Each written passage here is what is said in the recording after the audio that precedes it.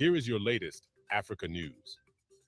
German Foreign Minister Annalena Baerbock has called on South Africa to align itself with Ukraine amidst the ongoing conflict with Russia. In an article published in the South African newspaper Sunday Times, Baerbock emphasized the significance of South Africa's international voice and urged the country's authorities to abandon their neutral position. Baerbock called the voice of South Africa in the international arena important and called on the country's authorities to relinquish a neutral position in relation to Ukraine, which is defending itself from the invasion of the Russian Federation. Baerbock said that she understands that South Africans living far from Ukraine do not want to intervene and understand someone else's military conflict. In the article, she added, "But I want to encourage everyone to ask themselves the question, what kind of reaction would I expect from the international community if this war was unfolding in my neighborhood?" wrote the head of the German Foreign Ministry in the article. This call to support Ukraine is seen in South Africa as very hypocritical, as the historical ties between Germany, then called West Germany, and apartheid South Africa were marked by a close relationship, despite international sanctions imposed on the latter. From diplomatic cooperation to nuclear collaboration and arms exports, the two nations maintained a controversial alliance that endured for several decades. This is despite the plight of the South African people under the brutal thumb of apartheid. So many in South Africa see this call and visit as disingenuous as Germany never cared for the plight of South Africa through their long struggle for independence. Baerbock's article comes ahead of her visit to South Africa. South Africa, being part of the non-aligned countries, has traditionally maintained a neutral stance on international conflicts. Let us know in the comments below if you found this video informative. Please show your support by liking and sharing this video for the YouTube algorithm. Don't forget to subscribe and hit the notification bell to receive updates on our latest videos. And always remember, Africa is watching. Here is your latest Africa news. The government of Mali calls for the withdrawal without delay of the United Nations peacekeeping mission in the country. Mali's foreign minister accused the UN mission of failing to respond to security challenges. The peacekeeping mission was established in 2013 to stabilize the country amid a rebel insurgency. He called on the United Nations Security Council to withdraw a peacekeeping mission operational in the country for a decade, citing its failure to respond to security challenges. MINUSMA head El Gassim Wayne reacted to Mali's decision, saying it was nearly impossible to maintain the mission without the host country's consent. There have been several protests in Mali and other parts of Africa, like the Democratic Republic of Congo and the Central Africa Republic, all calling on UN peacekeepers to leave due to failing to help. Currently, the United Nations has 4 peacekeeping missions in Africa: MINURSO in the Western Sahara, UNAMSIL in Sierra Leone, UNMI in Eritrea and Ethiopia, and MONUC in the Democratic Republic of the Congo. UN peacekeeping missions in Africa have faced numerous controversies, casting a shadow on their reputation. Instances of misconduct, abuse of power, and failure to protect civilians, theft of Naruto resources have emerged, causing significant concerns. These controversies have involved sexual exploitation and abuse, failure to protect civilians, corruption and financial mismanagement, use of excessive force, and inadequate capacity and training. But the most pressing concern from Mali is the UN's inability to effectively protect civilian populations during conflicts. The UN's response to the Rwandan genocide in 1994, where peacekeepers were unable to prevent the death of 1 million Rwandans and instead only save white diplomats, stands as a tragic example. Similar concerns have been raised in relation to the Darfur conflict in Sudan and the ongoing crisis in South Sudan. UN Security Council members are to vote on MINUSMA's mandate by June 30th. That requires at least 9 votes in favor and no vetoes by Russia, China, the United States, United Kingdom, or France to pass. Let us know in the comments below if you found this video informative. Please show your support by liking and sharing this video for the YouTube algorithm. Don't forget to subscribe and hit the notification bell to receive updates on our latest videos. And always remember, Africa is watching. This is not a war from between Russia and Ukraine. This is a war declared by NATO, led by Washington, and Russia has the right to defend itself. Welcome to Candid Africa, truthful and unapologetic. This is war declared on Russia, led by Washington and NATO. It's very clear, it's a very simple thing. And as I indicated earlier, this war was declared 30 years ago, probably. During after the end of the Cold War, this idea of hegemony came, control everything, influence the world, divide the world into areas of influence. And it's not only expanding influence. It was a declaration of war because there was a concept developed by these guys to contain those who can compete, or at least who can share something in the global scene. That was not allowed. And because of the background of the Cold War era, this obsession of containing Russia was there for the last 30 years. It's nothing new.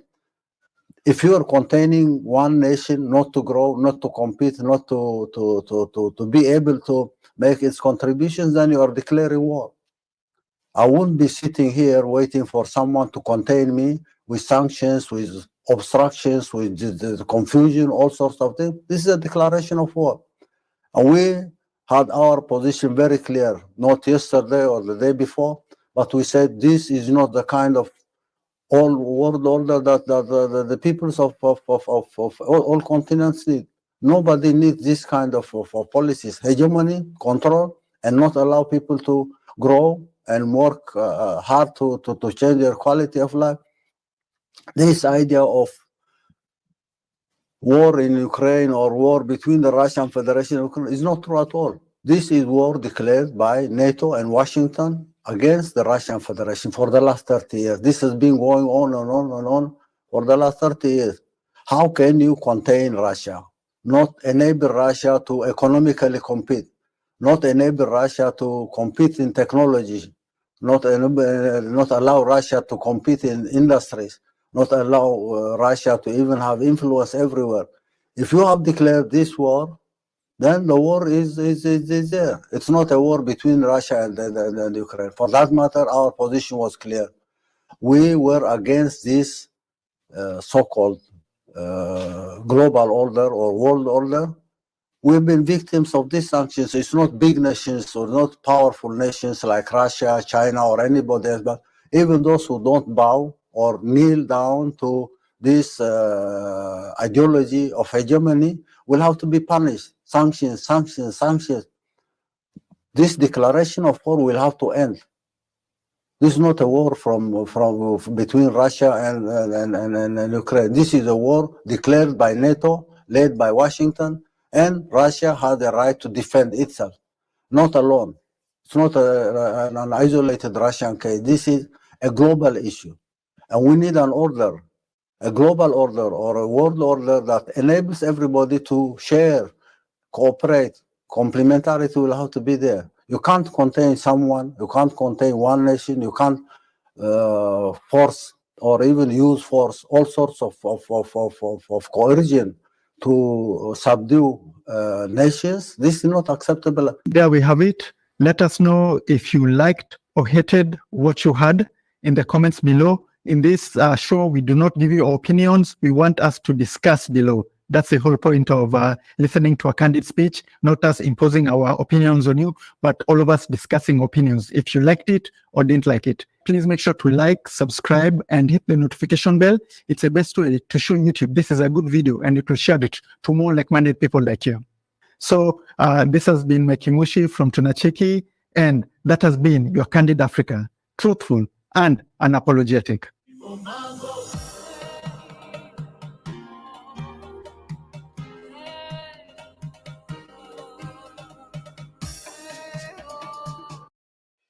Here is your latest Africa news. Africa's peacekeeping mission in Ukraine unaffected by Russia's uprising. South African Foreign Minister Naledi Pandor has said, last weekend's failed uprising in Russia will not affect African efforts to engage officials in Moscow and Kiev about the war in Ukraine. During her meeting with German Foreign Affairs Minister Annalena Baerbock, Ms. Naledi Pandor said, the attempted coup will not affect our intention to continue dialogue with the two countries. as the presidents who were part of the African Peace Mission have done, Pandor said after talks with his German counterpart Annalena Baerbock in Pretoria. A group of African presidents led by Cyril Ramaphosa of South Africa visited Russia and Ukraine earlier this month as part of a peacekeeping mission. The visit was warmly welcomed by Russia, unlike in contrast Ukraine, where the presidential advisor, Mr. Podolyak, racially attacked the peace delegation, saying the African leaders did not have the mental capacity nor understanding to help end the Russia-Ukraine war. On Saturday, mercenaries led by Wagner Group owner Yevgeny Prigozhin entered the city of Rostov and tried to march toward Moscow, demanding the ouster of Russian Defense Minister Sergei Shoigu. The insurgency ended abruptly hours after it began, when the group agreed to end the operation in a deal with the Kremlin, mediated by Belarusian President Alexander Lukashenko. South Africa has insisted it is non-aligned in Russia's war in Ukraine and has faced criticism from Western powers for maintaining close ties with historic ally Russia. Pandor told reporters that the African peace mission to Kyiv and Moscow was a preliminary visit, and that the leaders of the two countries had agreed on further meetings in the next few weeks. Let us know in the comments below if you found this video informative. Please show your support by liking and sharing this video for the YouTube algorithm. Don't forget to subscribe and hit the notification bell to receive updates on our latest videos. And always remember, Africa is watching. Black Panther is supposed to be an African hero, but he wasn't fighting the enemies of Africa. Here is a friend of Tuna Cheki. So I didn't go and watch Wakanda Forever. And a lot of people look at me and say, wait a minute, you're black. You have to go and watch Wakanda Forever. The truth is, I didn't like Black Panther. I did go and see that, but I had a lot of issues with the movie. And I'm going to explain to you why I didn't like it and why I believe it did more harm than good to black people. Pay attention. When you look at white heroes, they tend to fight the enemy of the West at that given time. So Superman was created in 1933 and his enemy was the Germans, the Nazis. Wonder Woman was also the Nazis. Captain America also fought the Nazis. Iron Man fought a proxy for Al-Qaeda or Islamic terrorists. Now, the X-Men was a little bit different. They were actually an allegory for civil rights, but without the heroes actually being black. Because a lot of people say that Professor X and Magneto were basically Professor X's MLK and Magneto is Malcolm X in that universe. But it was just sort of weird that they used that as a template, but the actual heroes themselves weren't black. Black Panther is supposed to be an African hero, but he wasn't fighting the enemies of Africa. Portuguese slavers, British colonizers, American slavers, Belgians in the Congo, the French in West Africa, the Dutch in South Africa, Western multinational corporations that take our resources for peanuts. Black Panther avoided all the natural enemies of Black and African people, and instead Wakandans were fighting each other. Wakanda is meant to be the most technologically advanced country in the world, but instead of helping the impoverished African nations next to them, they hid themselves because they didn't want to have to change their way of life. So Wakanda just stood by and watched as neighboring African countries fell to colonialism, slavery, and apartheid. I'm the Merc. If you want to see the entire video, you can do so on my page, or you can click right here. There you will find videos on society, culture, Africa, and the diaspora. Please go check the Merc's content here. And if you want to join our friends of Tuna Cheki family, hit us up. Thanks for watching. And remember, Africa is watching.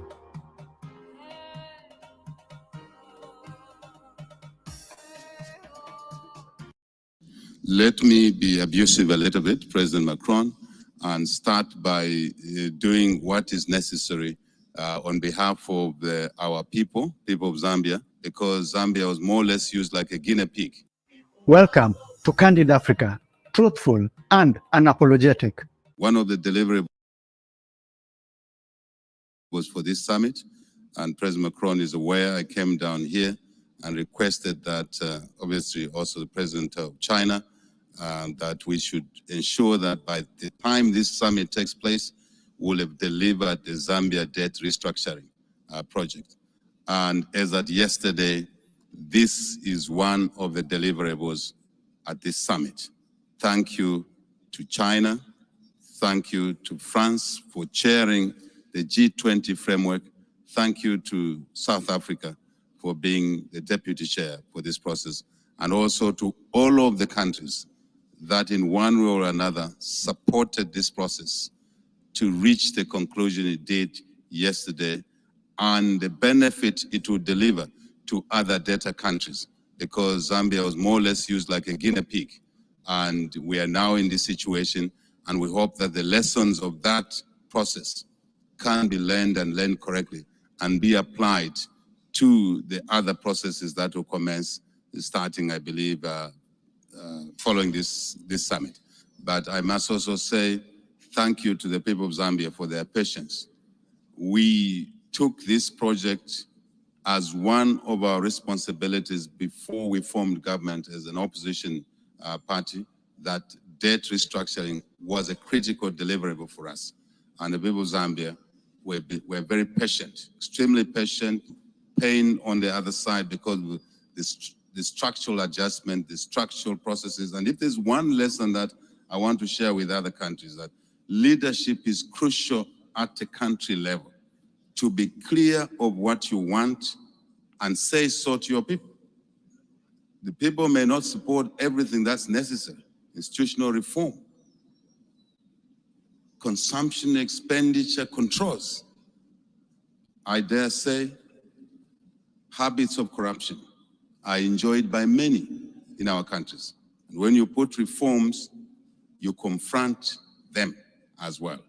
But it's important to be intentional as leaders and then deliver that to our communities. They will go through the pain, but they will support you, as Zambians have done that. Thank you very much to the people of Zambia. Let me put context to this. Poverty, climate change.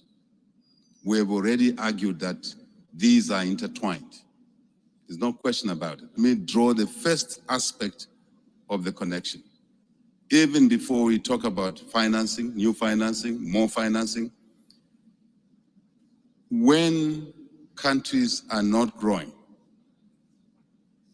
economically, you cannot expect a poor person to carry an additional burden.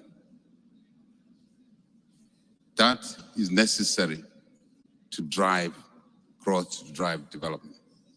So poverty actually exacerbates the climate change mitigation measures, I argue. And it's very clear. If you are asking your poor people to switch energy sources, can they afford from charcoal to cleaner energy? They're already stressed.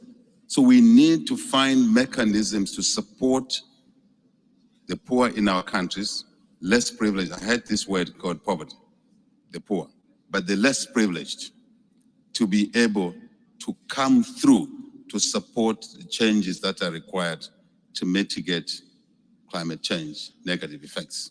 I think that's very, very important. It's also true to say climate change, on the flip side, has imposed new obligations on the less privileged. For us as a global community to mobilize resources, yes, but these resources must be invested to help grow the economies of the less developed countries. Very important, because by doing that, we are creating capacity in those economies to mitigate against climate change and obviously poverty reduction. So value addition, not just with the electric vehicle industry that is coming through, huge industry.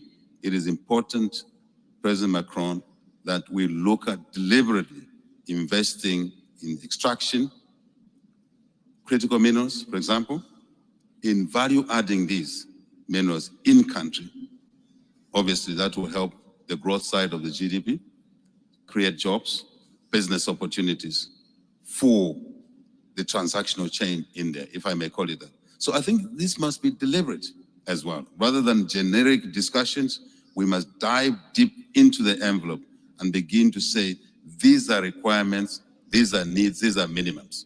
And it will mutually benefit, as somebody said yesterday, not to polarize the conversation, the North and the South. It would definitely, if it's structured properly, benefit the North, the South. And that's not the debate we must be engaging in, but mutuality for greater good, for a safe world, for a world that we can pass on to the next generation in a responsible manner. There we have it. Let us know if you liked or hated what you heard in the comments below. In this show, we do not give you opinions. We want us to discuss below. That's the whole point of listening to a candid speech, not us imposing our opinions on you, but all of us discussing opinions. If you liked it or didn't like it, please make sure to like, subscribe, and hit the notification bell. It's the best way to show YouTube this is a good video, and you can share it to more like-minded people like you. So this has been Mekimushi from Tunacheki, and that has been your Candid Africa, truthful and unapologetic.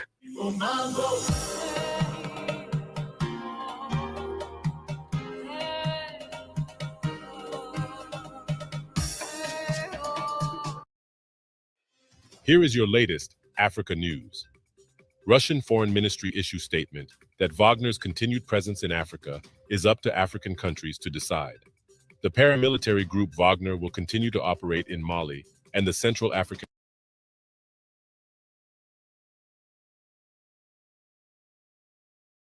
Republic, the head of Russian diplomacy assured us on Monday, adding that the organization's rebellion in Russia will not affect relations between Moscow and its allies. Wagner members are currently working in Mali and the Central African Republic as instructors. This work will of course continue, said Sergei Lavrov in an interview. The Russian minister said that Europe and France, having abandoned the Central African Republic and Mali, these countries had turned to Russia and Wagner to provide military instructors and ensure the security of their leaders, Lavrov added.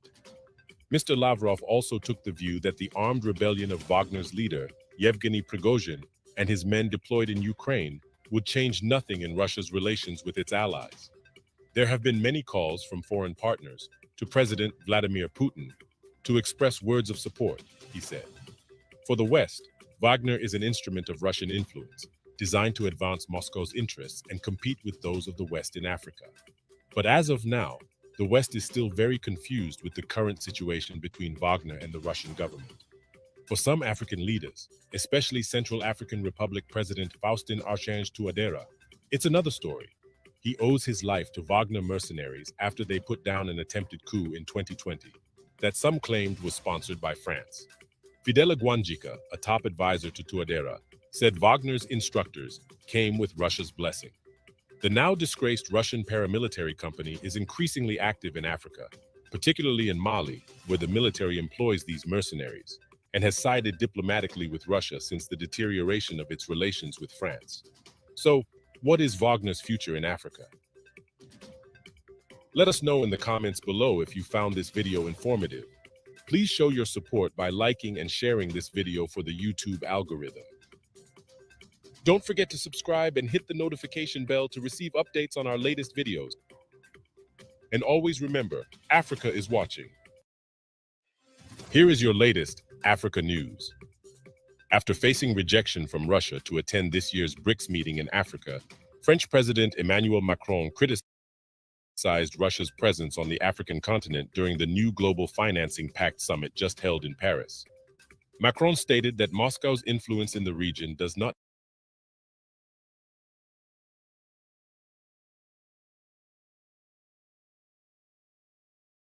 benefit the international community, referring to it as a destabilizing force in Africa through the utilization of private militias that prey on and commit abuses against civilian populations. He accused Russia of destabilizing Africa through the deployment of the private military group Wagner. The Kremlin swiftly dismissed President Macron's allegations, denying that Russia is a destabilizing force in Africa.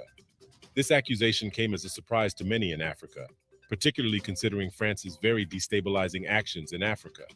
At present, 14 African countries are forced by France, through the Colonial Pact, to deposit 85% of their reserves in the Central Bank of France, which is under the control of the French Ministry of Finance. Additionally, Togo and approximately 13 other African countries still have outstanding colonial debts to France as of 2023. African leaders who refuse or challenge this agreement often find themselves as victims of coup d'etat. The lack of these resources on the continent leads to massive poverty and suffering in the so-called Francophilic counties. Even the European Union denounces such neo-colonial policies today. Yet France remains unwilling to abandon this colonial system that exploits approximately $500 billion from Africa each year. Furthermore, France currently maintains around 3,000 troops in Africa, supposedly to combat terrorism in the Sahel. This is down from over 5,000 troops 2 years ago, since anti-French sentiment started growing. In response, Kremlin spokesman Dmitry Peskov emphasized that Russia is developing friendly, constructive relations based on mutual respect and concern for each other's problems. Moscow has gained influence in recent years in regions where France had traditionally held sway for centuries, including Burkina Faso, the Central African Republic, and Mali. France's influence has diminished due to the perceived inability of French troops to quell violence perpetrated by armed groups in these countries, leading to an increase in anti-French sentiment in the former French colonies. This situation has sparked a war of words between Moscow and Paris in recent years. Dmitry Peskov, the Kremlin spokesperson, also expressed confusion regarding Macron's attempt to secure a BRICS invitation from South Africa, stating, "We honestly don't know how Macron could participate in the summit, as whom or for what purpose. We don't have such information." Let us know in the comments below if you found this video informative. Please show your support by liking and sharing this video for the YouTube algorithm. Don't forget to subscribe and hit the notification bell to receive updates on our latest videos. And always remember, Africa is watching.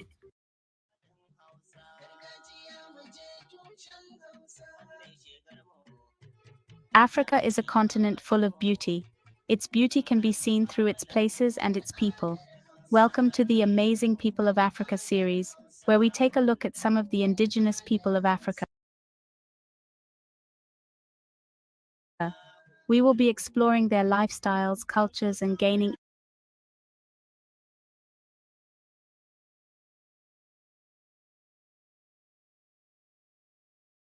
insights into life through their knowledge and experiences.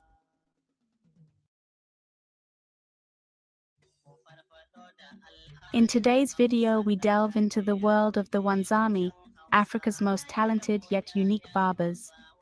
But before we begin, please take a moment to subscribe and hit the notification bell.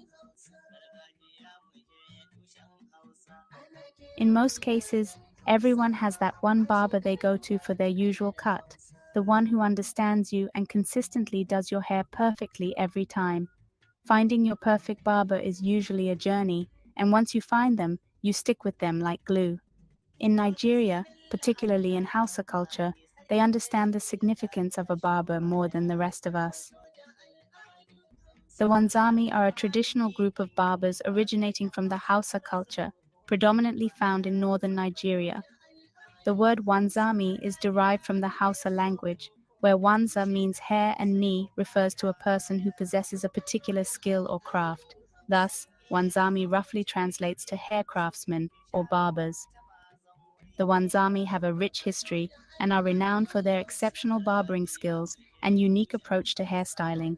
They have honed their craft for generations, passing down their knowledge and techniques from one family member to another.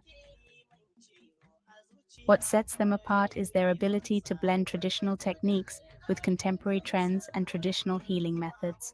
Unlike other barbers who acquire their skills through formal education, in Hausa culture, being a Wanzami is often inherited and passed down through specific families.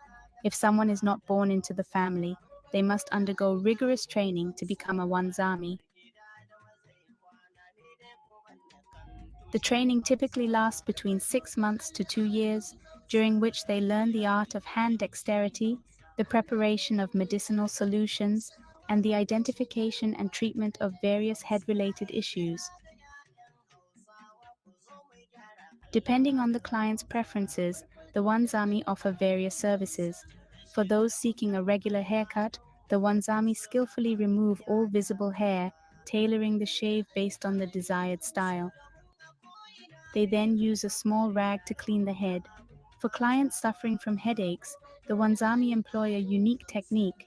Using a small horn, they place it on the person's head and cup it with their hands while blowing into it.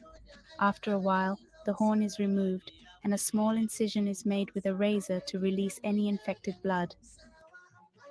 This process is repeated until the wanzami is satisfied that all infected blood has been drained. The spot is then cleansed with a cotton ball and treated with medicine. The wanzami always carry a toolkit consisting of a variety of blades, scissors, and knives. They also have a metal cup and soap, along with other herbs, for use after shaving. Today, the wanzami continue to thrive, adapting to the changing times while preserving their ancestral knowledge. They are respected and celebrated for their artistry, contributing to the vibrant tapestry of Nigerian hairstyling and upholding the legacy of Hausa barbers.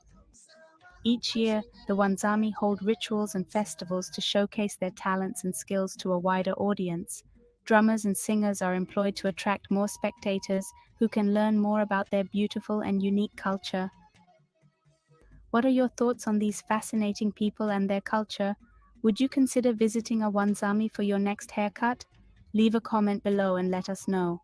Also, suggest any other indigenous groups you'd like us to cover. Thank you for watching, and if you haven't subscribed, please do so. Be sure to watch our other videos that celebrate our Mama Africa. Until the next video, stay safe and remember, Africa is watching. Here is your latest Africa news. The United Nations Security Council has unanimously voted to end its decade-long unsuccessful peacekeeping mission in Mali. The mission will have only 6 months to withdraw from the West African country. This month, Mali's Foreign Minister Abdoulaye Diop asked the force to leave without delay.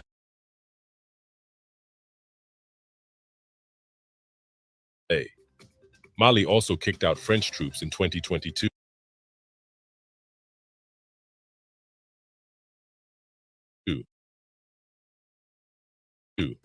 Mali's foreign minister accused the UN mission of failing to respond to security challenges. The peacekeeping mission was established in 2013 to stabilize the country amid a rebel insurgency. He called on the United Nations Security Council to withdraw a peacekeeping mission operational in the country for a decade, citing its failure to respond to security challenges. MINUSMA head El Gassim Wayne reacted to Mali's decision, saying it was nearly impossible to maintain the mission without the host country's consent. There have been several protests in Mali and other parts of Africa, like the Democratic Republic of Congo and the Central Africa Republic, all calling on UN peacekeepers to leave due to failing to help. Currently, the United Nations has 4 peacekeeping missions in Africa: MINURSO in the Western Sahara, UNAMSIL in Sierra Leone, UNMI in Eritrea and Ethiopia, and MONUC in the Democratic Republic of the Congo. UN peacekeeping missions in Africa have faced numerous controversies, casting a shadow on their reputation. Instances of misconduct, abuse of power, and failure to protect civilians, theft of Narutal resources have emerged, causing significant concerns. These controversies have involved sexual exploitation and abuse, failure to protect civilians, corruption and financial mismanagement, use of excessive force, and inadequate capacity and training. But the most pressing concern from Mali is the UN's inability to effectively protect civilian populations during conflicts. The UN's response to the Rwandan genocide in 1994, where peacekeepers were unable to prevent the death of 1 million Rwandans and instead only saved white diplomats, stands as a tragic example. Similar concerns have been raised in relation to the Darfur conflict in Sudan and the ongoing crisis in South Sudan. Let us know in the comments below if you found this video informative. Please show your support by liking and sharing this video for the YouTube algorithm. Don't forget to subscribe and hit the notification bell to receive updates on our latest videos. And always remember, Africa is watching. I was thinking whether we should waste much time talking about Russia and Ukraine here. Welcome to Candid Africa, truthful and unapologetic. The only thing I can draw from that, this conflict, which has had many consequences that have gone beyond that geographical space and affected those of us, say, in Africa and beyond and other places, whether we shouldn't be thinking even more about what we should be doing together. And each of our countries doing their best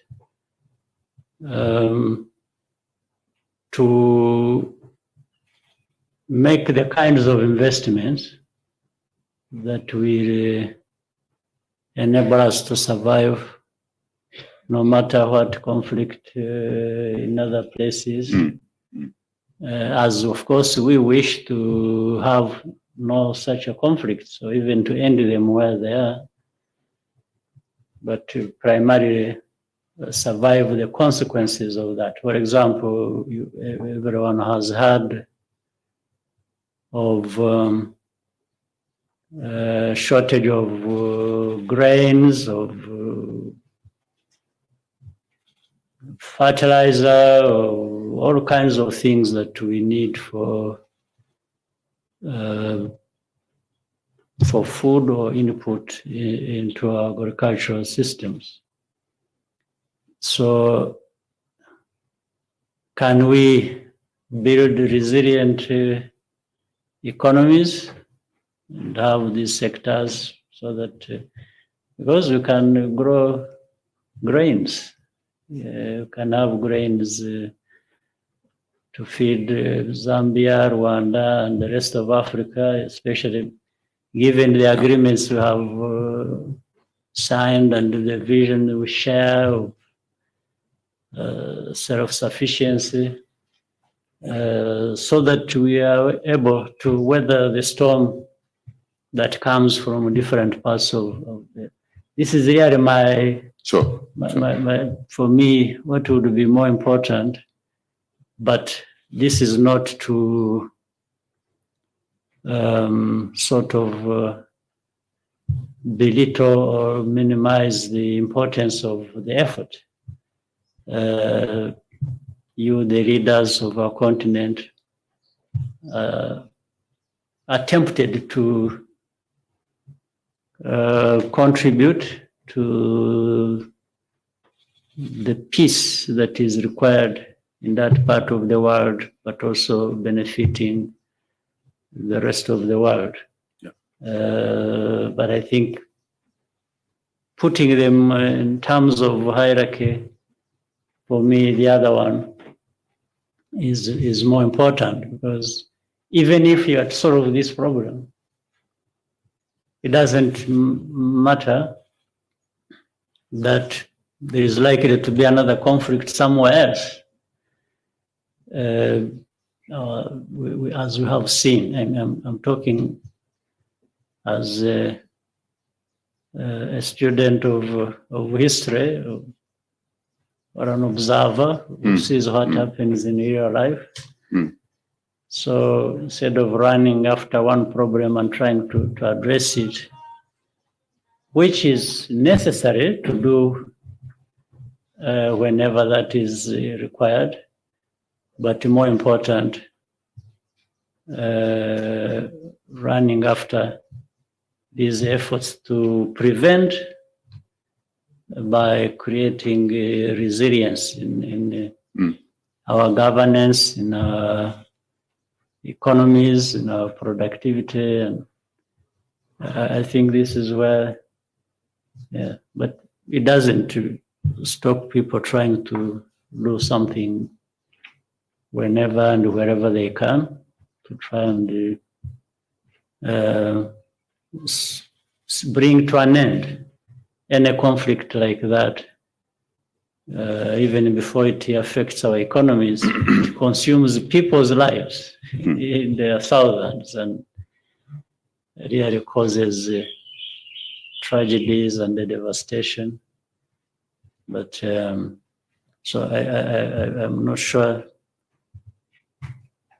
Well, the journalist is doing his work, but as leaders, we have to do our work also. Indeed. In terms of educating some of these journalists. Just to add on a little bit. There we have it. Let us know if you liked or hated what you heard in the comments below. In this show, we do not give you opinions. We want us to discuss below. That's the whole point of listening to a candid speech, not us imposing our opinions on you, but all of us discussing opinions. If you liked it or didn't like it, please make sure to like, subscribe, and hit the notification bell. It's the best way to show YouTube this is a good video, and you can share it to more like-minded people like you. So this has been Mekimushi from Tunacheki, and that has been your Candid Africa, truthful and unapologetic.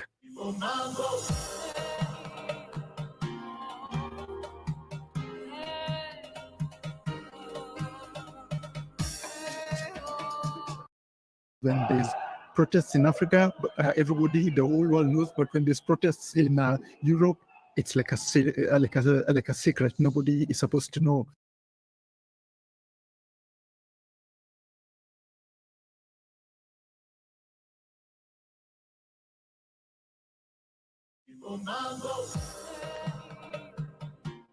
Well,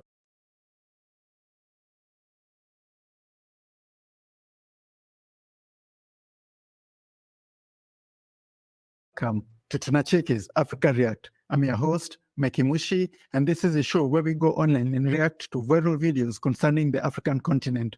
So today we'll be doing a bit of different kind of reaction where the international media, CNN, BBC, DW, Fox News is reacting to the protests that are going on in Africa, majority of them peaceful, while ignoring the violent protests going on in Europe, especially in France, okay? So we will do a double standard. So instead of reacting to the peaceful protests in Africa, we will show you guys the violent protests in Paris that are currently going on. And even we will censor it because we want this video to be monetized, okay? So we will just show you the PG version, but just know what we show you is just like a PG version, and the actual violence going on in Paris, the protests against Macron, is, believe me, unbelievable. Before we continue, please make sure to like, subscribe, and hit the notification bell. It's the best way to show YouTube this is a good video, and you'll recommend it to more like-minded people like you. So without further ado, let's check out the not African protests, but the Paris and France very violent protests, okay?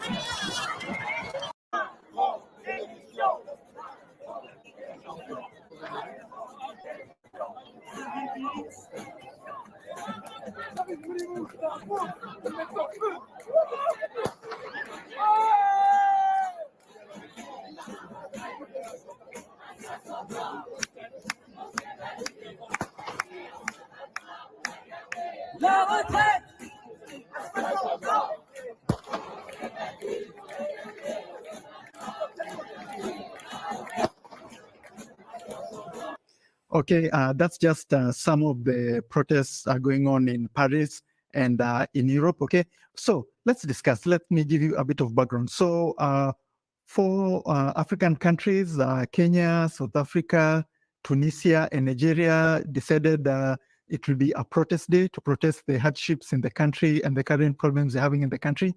So this is ironic because this is just today, and the whole Western media has been covering this mostly peaceful protests, like it's like the end of the world, while the Paris protests that you just seen have been going on for weeks, right? This currently that you've seen has been going on for weeks, not just days, not just today, but for weeks. And the international media totally is ignoring it. How many of you knew there was even protests in Paris, like violent, crazy protests in Paris, right?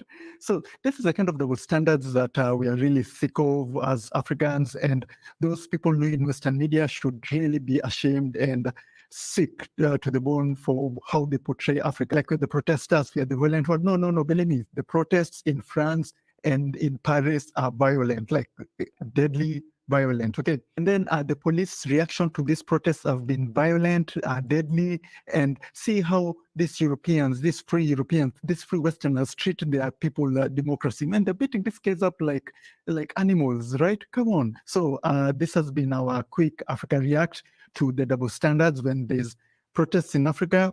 Everybody, the whole world knows, but when there's protests in Europe, it's like a secret. Nobody is supposed to know. Europe is civilized. People don't protest. The police do not commit violence to the people. Come on, total violence, and it's being censored by the mainstream media, by the corporate media, by this state-controlled media. Okay. So with that said, this has been Makimushi from Tunachiki, and always remember, Africa is watching.